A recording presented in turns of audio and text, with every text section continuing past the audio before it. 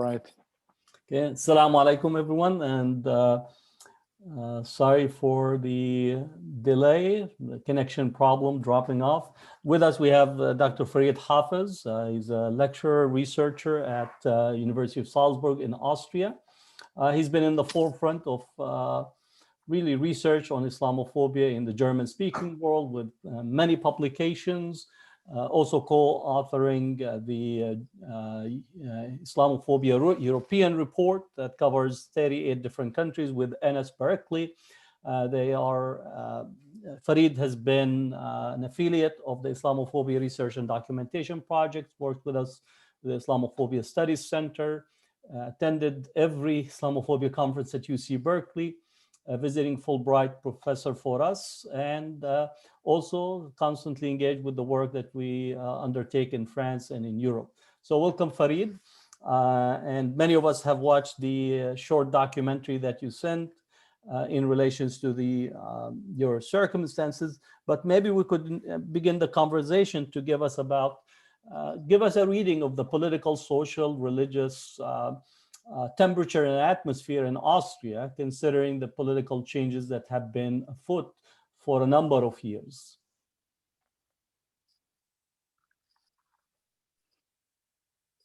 Right. So let this be a conversation. First of all, thank you for having me, Hatem. It's always a pleasure to be connected in these days digitally. Well, I'll start right off with maybe some of the latest news that I'm sure many of you have followed. There was just in December last year, there was this idea of our chancellor to basically make political Islam a criminal offense, right? So that was really like the latest news in this road of institutionalized Islamophobia by the state. And looking back, as somebody who has also been engaged in research on Islam Muslims in Austria and beyond, I think even from a comparative perspective, it's so interesting, because if we imagine back 15 years ago, if you would try to typologize where does Austria stand compared to many other Western European countries, you would probably say that it is one of the most tolerant regimes in terms of state-religion affairs, also when it comes to Muslims, which does obviously not mean that everything was just super ideal, but compared to many other countries, it was still like Muslims were quite well off, which is first and foremost, I would say, related to the history of, in a way, colonization, but in a much more different way. The way Austria dealt with its proxy colony, Bosnia and Herzegovina, in the late 19th century was just a much more kind way of incorporating these lands and these territories into Austria. So based on these legal ramifications, there was the Islam Act of 1912, which basically gave Muslims the legal recognition of their religious community. So they were in some way, legally speaking, equal to the Catholic Church and Protestant Church and other churches and religious denominations. The moment that started really to be questioned in the political landscape was not 9/11, but rather 2005. Why 2005? Because in 2005, what happened was from 2000 to 2005, basically the far-right political party was sharing power with the so-called centrist right conservative party.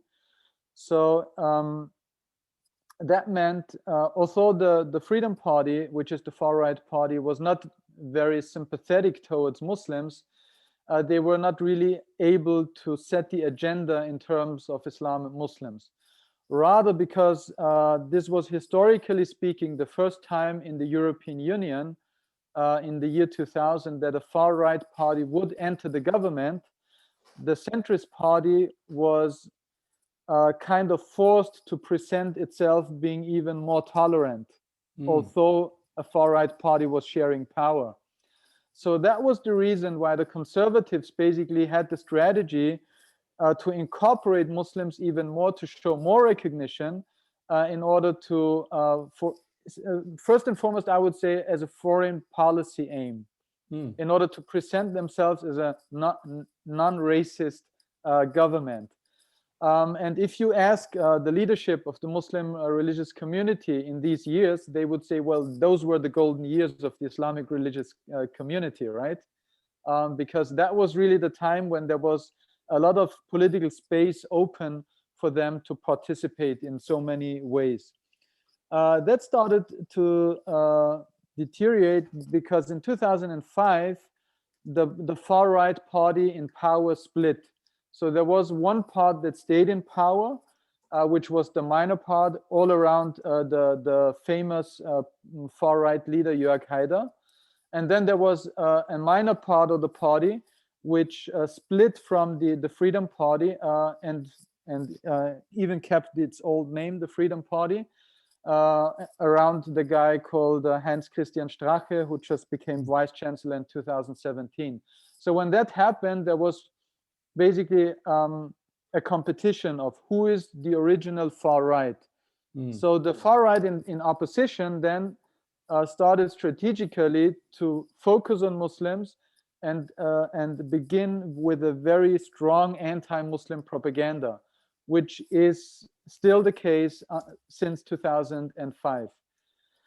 So when for the first time the far right introduced this anti-Muslim discourse in the political landscape, what happened was that step by step the rest of the parties, first the conservatives, but then also the leftist parties, basically started co-opting this agenda.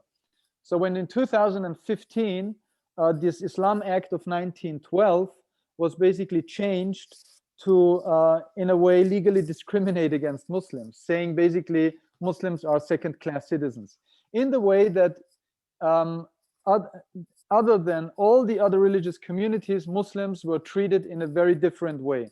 So there was a new structure built, which was basically on one side strengthening the state vis-a-vis the Muslim community, and at the same time strengthening the status of the Islamic religious community vis-a-vis the rest of all Muslims.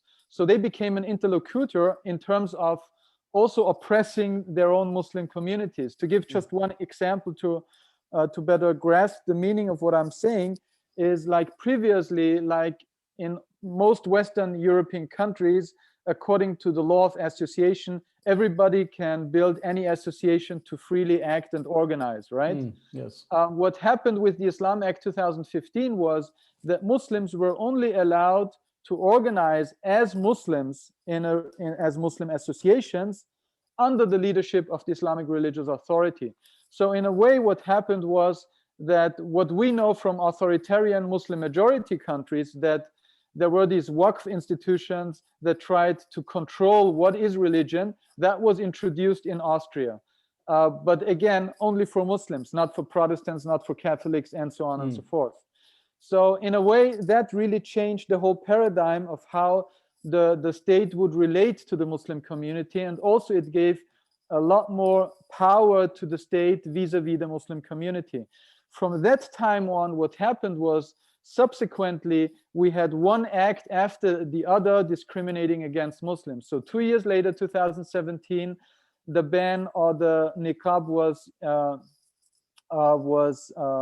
voted for in parliament.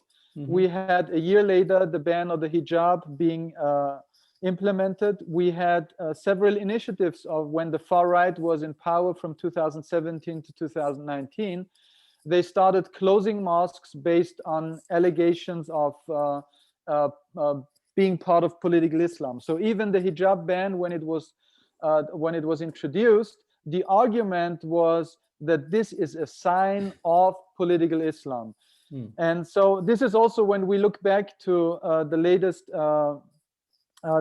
news, when the chancellor called for the ban of political Islam. Political Islam basically is not really any kind of let's say, jihadi orientation, or it's nothing violent. How do they define political Islam? Because that's one of the issues that we're right now is being introduced not only in Austria but in France, discussions Absolutely. in Germany.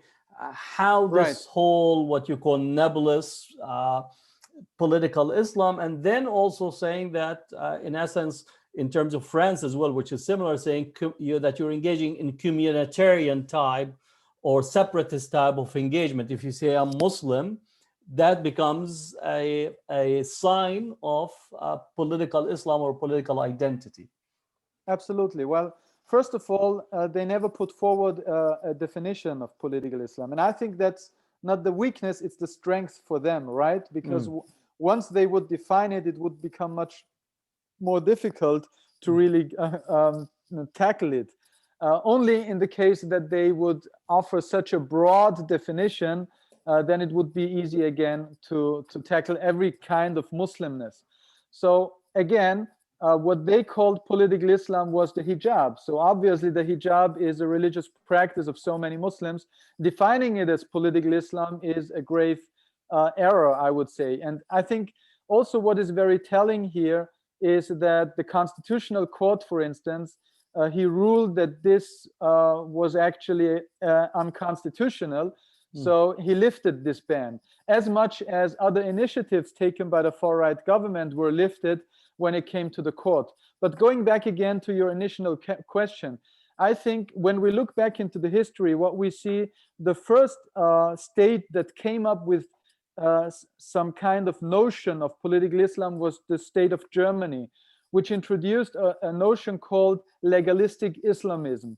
So for them, legalistic Islamism was basically saying, well, those are people who are Islamists, but they are hiding their agenda.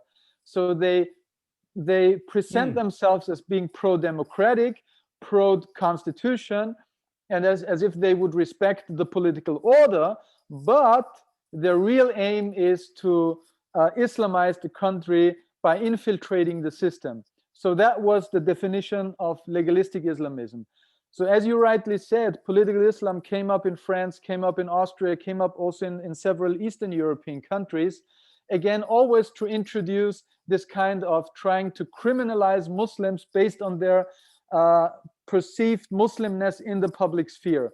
So there was only actually, if you go to the annual report of the Secret Service in Austria, you will even see that political Islam was not even mentioned once in the last 20 years, which again, for me, is just the proof that this was used politically by the political parties, because since it is not defined, they can play with it, right? The Secret Service works with the definition of Islamism.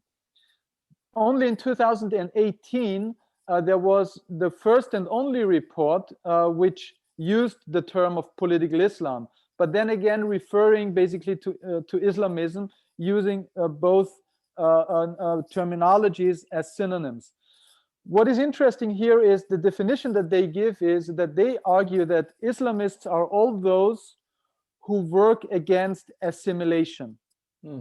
Okay, which is a very I would argue a very grave and serious remark, right? Do they give a definition of what assimilation and integration, especially for minorities that are marginalized and sometimes doubly marginalized? Yeah, the examples that they drawn is first they argue that Islamists are those who want to build their own independent educational institutions.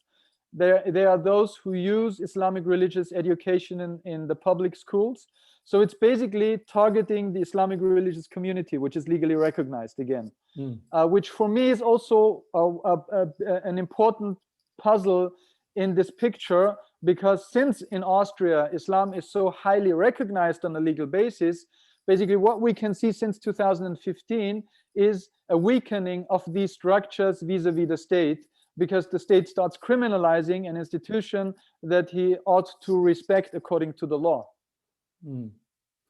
Maybe we could get a little bit into the broader conversation in the specific closing of mosques that has been taking place. which in essence is positing that the mosque is the center of the problem, which gets into the whole discourse of countering violent extremism type of narrative.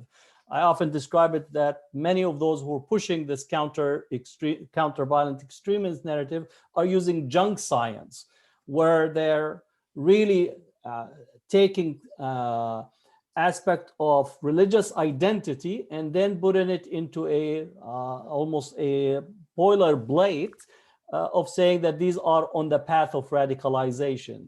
So maybe we could speak about how the mosque has become the site of state intervention relative to the notion of countering violent extremism, which engages in this whole notion of political Islam as well. Yeah, well, I think that's a really important aspect here, because we see this whole industry of the CVE programs, the countering violent extremism programs, actually shifting to a different notion.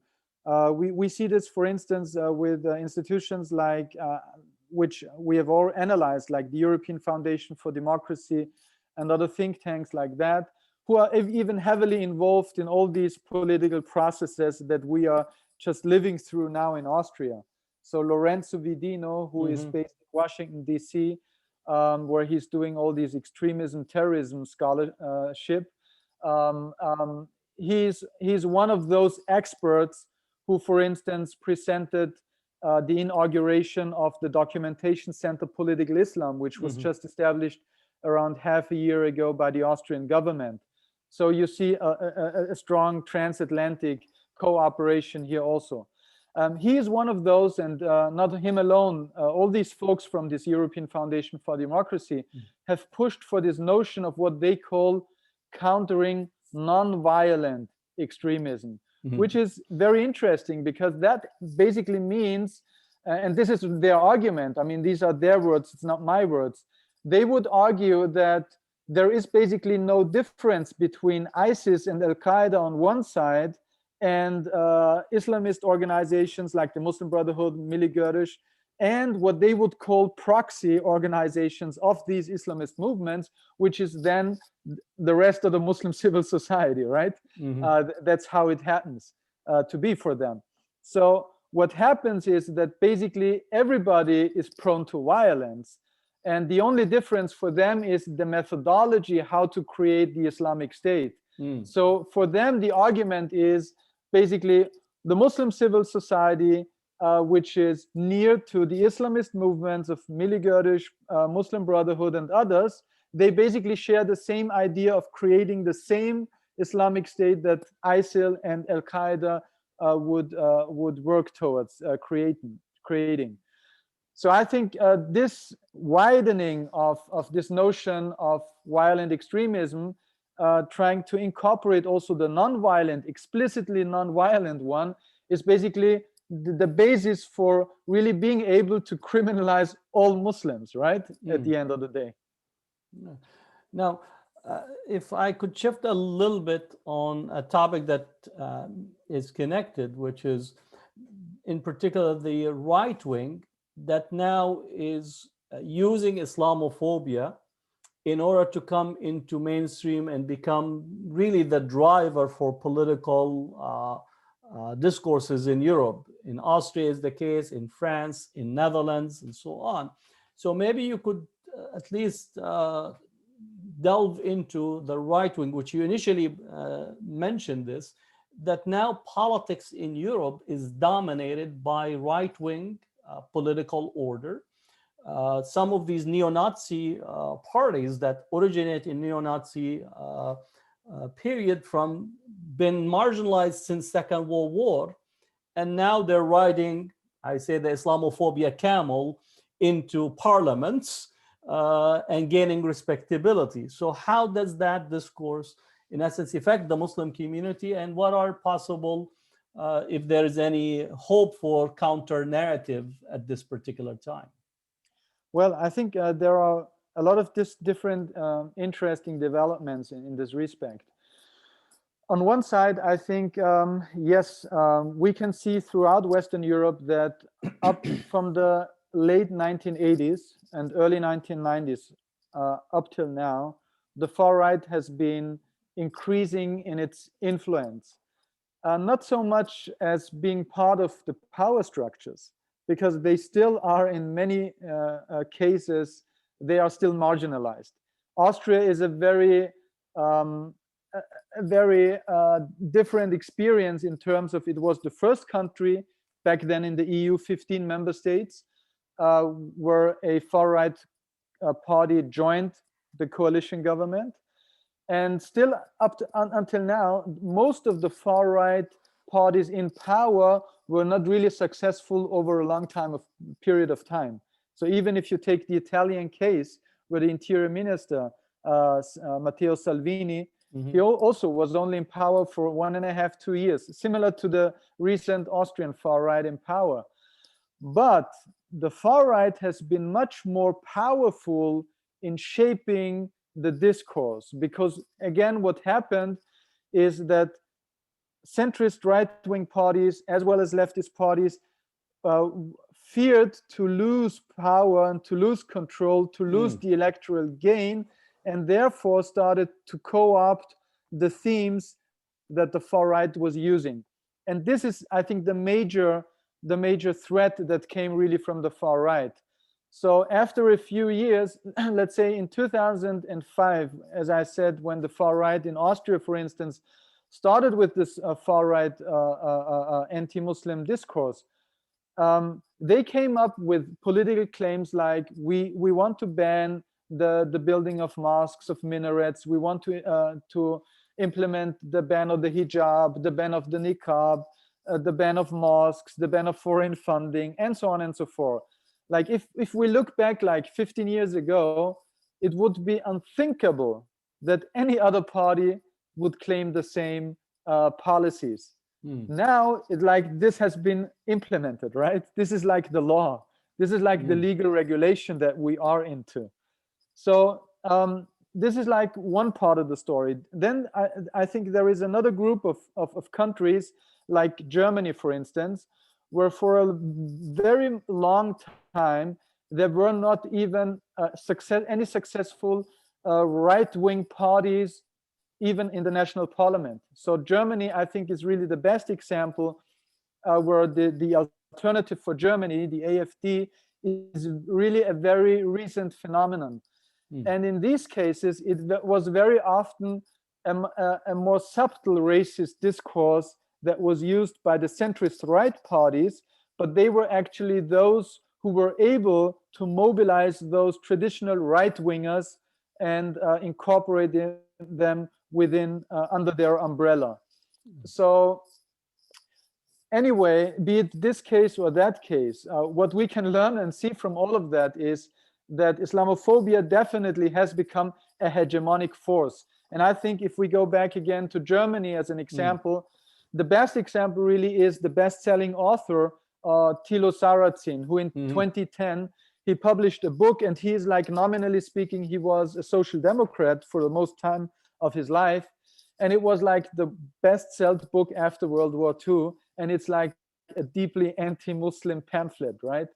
So that shows you really that even though the far right in organizational terms must not have been so successful in this or that case, still the discourse definitely is there. And I think the larger picture, or the problem that we're facing here in continental Europe, is the unwillingness of the political leadership and those in power to really cope with their colonial past. One of the reasons why we are so why this also weakens our situation here is because the imagination of Europe as a colorblind continent, as a non-racist continent, really helps so much in ignoring the problem of Islamophobia that is existing.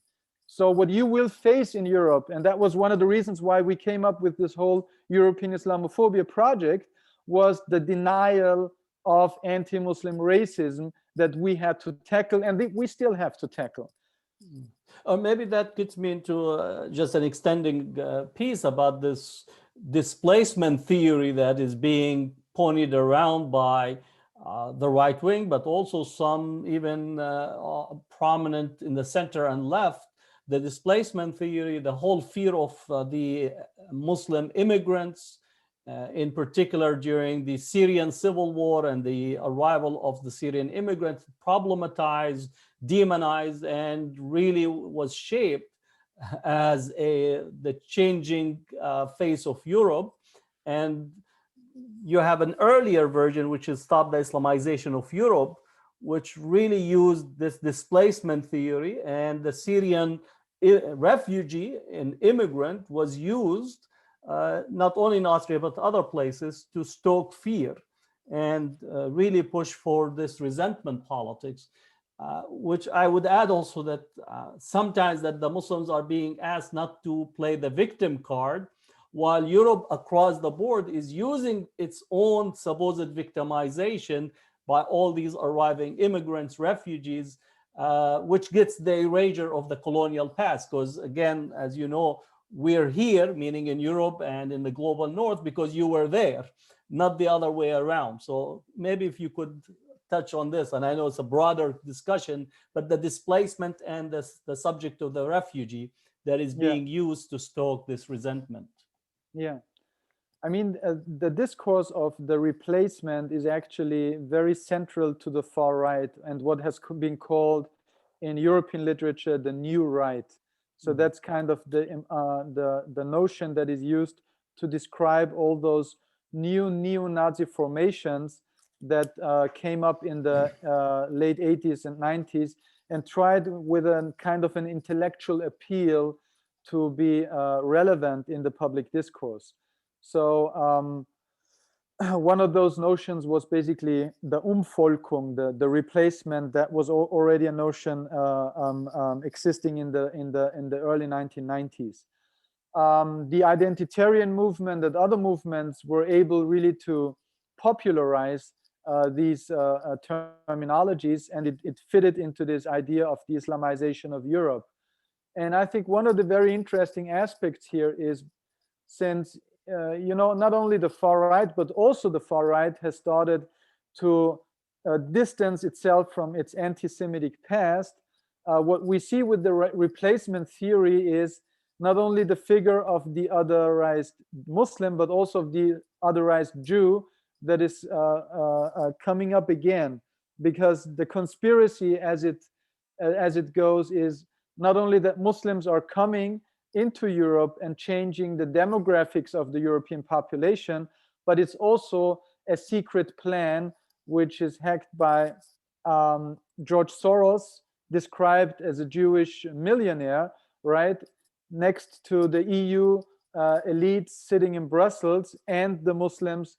And this is, we all know this, Oriana Fallaci, this Italian author who was the first who invented this specific idea of an EU-Muslim collaboration against the European population for the European elites to Islamize the country.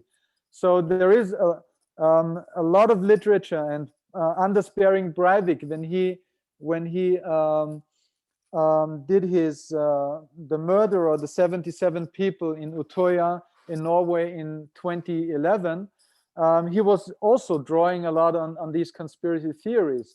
And I think one of the interesting aspects here is because there are obviously those very blatant anti-Muslim discourses that are very aggressive and very explicit in its conspiracies on the far right. But then there is still also this idea in the larger society that there is a problem in the shifting demographics of Muslims in Europe. And to give you just one example, I think France and Austria, if we exclude Russia, are within Europe those countries with the largest Muslim population. We speak about 10% of the whole population. So according to, and a lot of institutions who study this, suggest that by the year 2050, around a third of the whole population will be Muslim in Austria. So obviously, there are two strategies how to tackle this. So the far right would argue, let's kick them all out. assuming that they are non-citizens, which is maybe true for 50% of the Muslim population. But then there is also the strategy of the centrist right, which is we cannot change this reality. So what we have to do is we have to discipline them.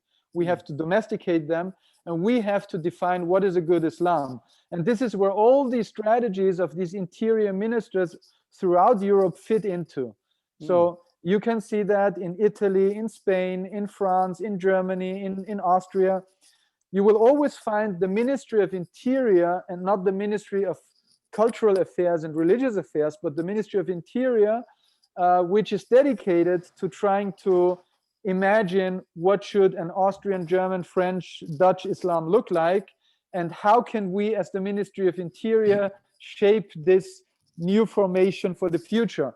Because what they basically want, if I describe it in very simplistic terms, is they want to create the house Muslim that is obedient to the political order, that is not willing to formulate his own political agency based on his independent thinking.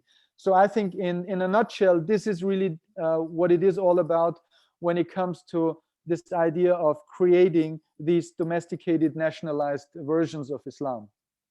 Well, let me ask my last question, and then possibly I'll take some questions from the audience. In both the case of Austria and the case of France, there were references, direct references to fatwas and legal opinions from Muslim majority countries. And at least in observing and looking at Europe, there's been a role being played by Muslim majority countries, negative role. Sisi's visit to France and in Europe, he's often agitating for targeting mosques and institutions, as well as the fatwas both from Saudi Arabia and United Arab Emirates were cited for disciplining and controlling and governing the Muslim communities in Europe. And I know that you and Enes have co-edited a volume on Islamophobia in Muslim majority countries. So how is that Muslim majority countries influencing and shaping the discourse in Europe, while simultaneously European countries are selling massive weapons to Muslim majority countries under the rubric of fighting war and terrorism? So we get into the military industrial complex, as well as what you call global south, global north. Would you like to, at least to delve into this subject, knowing that we already have a book and a volume on Islamophobia in Muslim majority countries, and now you have these citation of co-fertilization of the field of Islamophobia? Yeah, well, very briefly, at least, I think one of the latest developments was very telling. I shortly mentioned this, the establishment of the Documentation Center Political Islam. So let me just spend a few words on that, connecting it to your question. In July last year, if I'm not wrong, this Documentation Center was established, and the aim of the center is basically to map Muslim associations, networks that for them are part of political Islam, which will end up basically be every organized Muslim, the way I see it. One of the interesting things is when that was presented was that so there was the Minister of Integration alongside two experts. One was Vidino, as I recalled before, and there was another theologian. So when he was speaking, he was saying, well, he spoke to a lot of Muslim majority country leaders, and they were saying, like, this is a pioneering work that we should also have in our countries. So you are lucky guys being in Austria, setting up something like that, while not problematizing the human rights and undemocratic aspects of this institution. So when he was explaining the importance of the Documentation Center, he was basically saying that Muslim majority countries have for a long time been aware that mosques are a problem, independent mosques are a problem. So they see that this targeting of political Islam is really the right direction one should go. So according to one of the investigative journalists in Austria, for instance, as you know, there was this raid in Austria against 30 alleged terrorists. And one of the things that a former MP and now investigative journalist, Peter Pilz, argued, he said there were two secret services involved in this raid. One is Egypt, the other is Israel. So that was his analysis. I cannot tell for sure, but definitely if you read the expertise of the so-called experts that served the state prosecutor, you will definitely see that this is an Egyptian way of looking into this issue. It is not the way scholarships looks at these issues of terrorism and Islamism. It's rather a state-driven, state interest-driven perspective. So clearly, you can see exchanges. And I mean, you mentioned that Sisi, who was awarded also by the French state when a medal when he visited Macron. Even our Chancellor Sebastian Kurz, when he came back from a visit to Sisi, he said he will be quote unquote the most important reformer of Islam, right? So that tells you, I think, a good story about also the transatlantic cooperation with authoritarian regimes in Muslim majority societies. Well, in my last physical visit to the UK, in my media interviews with some of the TV and radio, the questions were focused on these statements that are coming from Muslim majority countries, from statements of Sisi, MBS, the statement coming from MBZ, United Arab Emirates, about the need, quote, to crack down and to target and to be careful about these mosques in Europe that are becoming the source of radicalization.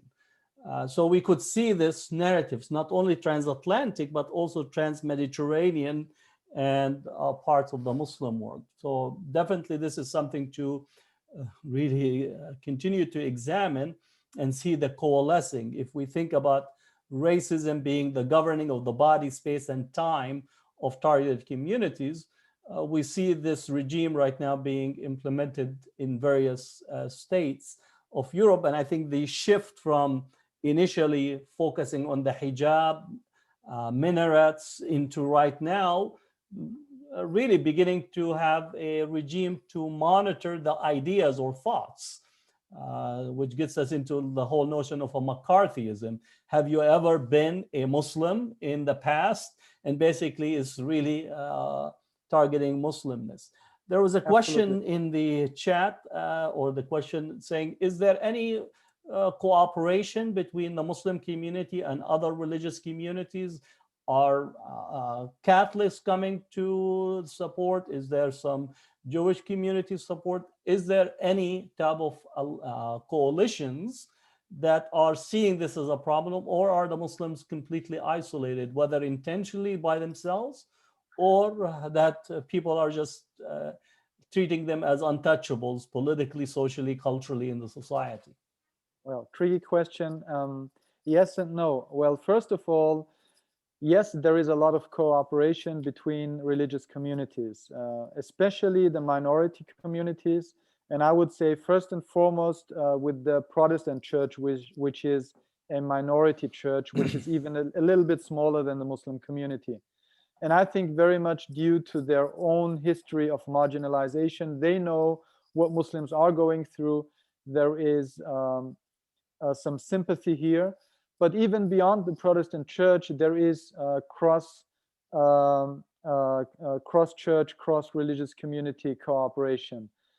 Obviously, the most important and dominant church, the Catholic Church, is a bit more split. So there are parts of the church which are hardliners, more the hawkish style of how to keep Austria a Catholic country in a way.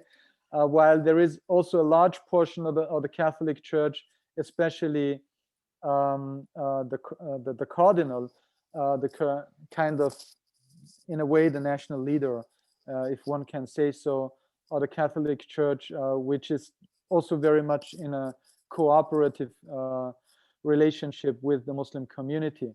The problem, really, what I would argue, is less the other churches, but rather how brave are the Muslims.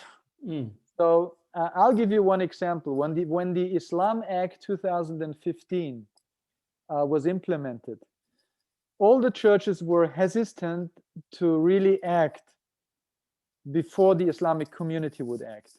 So they waited for like an official signal from the official Muslim religious community. If they would protest against the law, then they also started protesting. So one of the things that we see is, because of the Muslim community really being very weak when it comes to its stance vis-a-vis the state institutions, then it's really also the other religious communities, they are on the waiting line and just observing, and only once Muslims move, then they would follow them.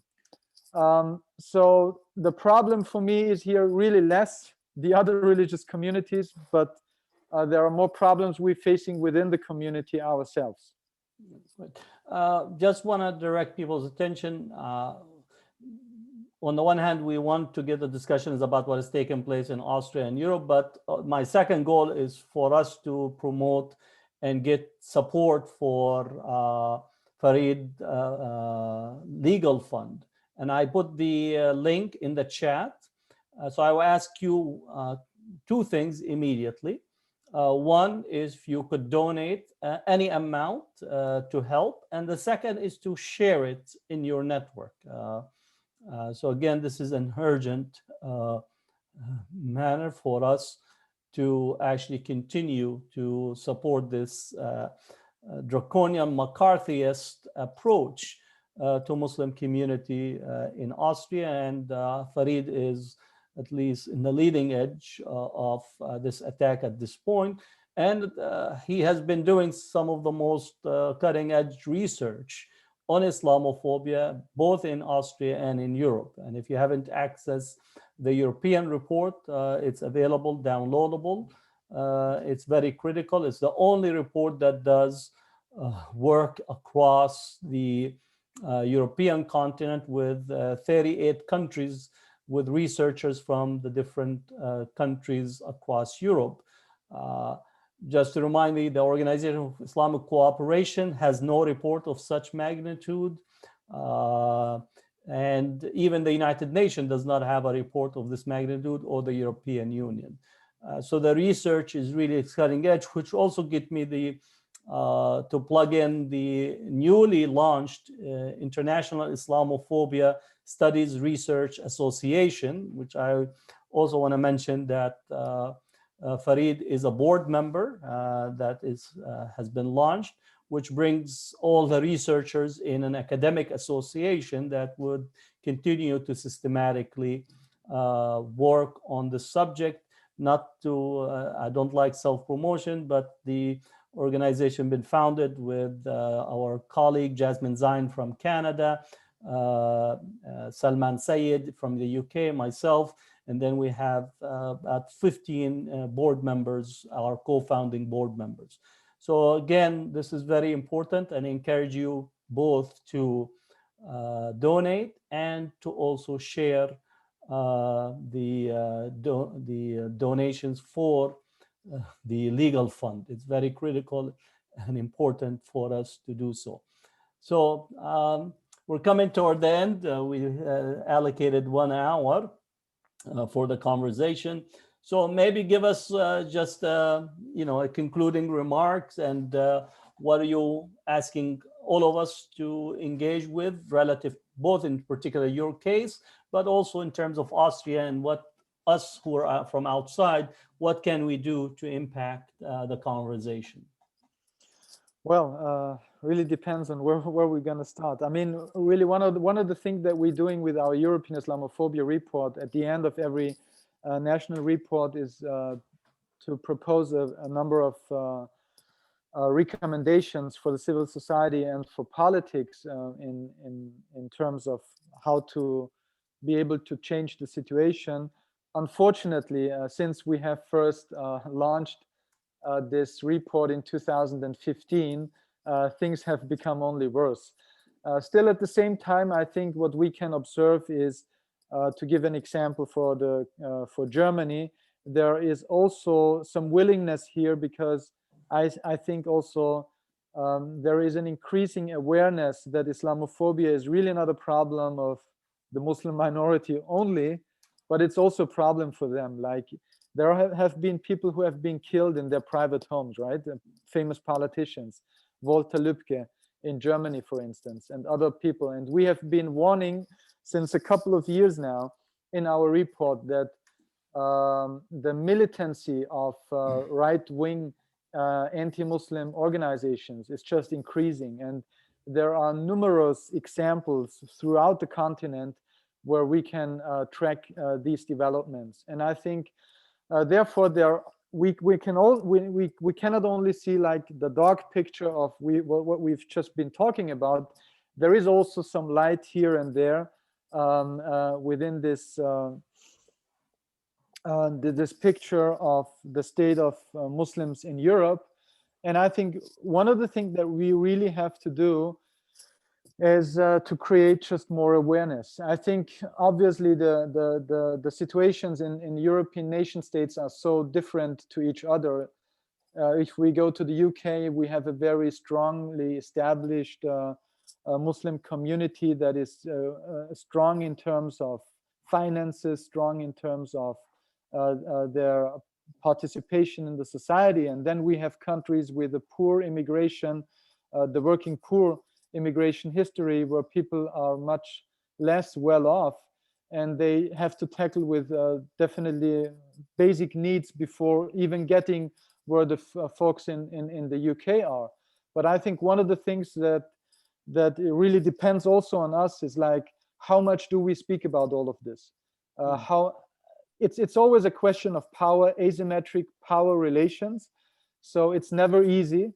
But I think one of the things that we have to do, those who are privileged, who are educated, who are able to access certain publics, be it academic public, be it the public in journalism or other spheres of life, I think it's important to speak up, to make people aware of the injustices that are happening. I mean, one of the things, I was just like today in the morning hours, I was speaking to somebody, and I realized that there are numerous cases where people were denied citizenship in Austria because they were active in the Muslim community, because they were linked in any legal Muslim association, right?